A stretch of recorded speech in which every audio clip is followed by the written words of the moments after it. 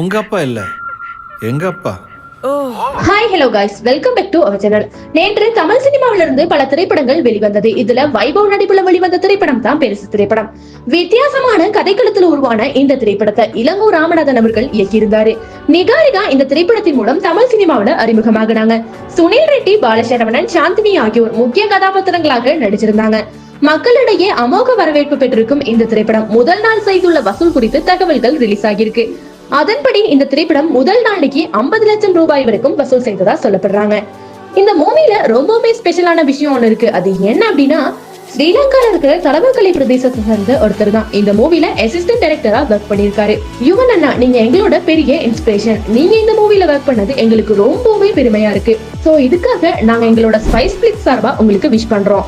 Guys, நீங்க எல்லாம் இந்த மூவி பத்தி என்ன நினைக்கிறீங்க அப்படின்னு சொல்லிட்டு மறக்காம கமெண்ட் செக்ஷன்ல கமெண்ட் பண்ணிட்டு போங்க.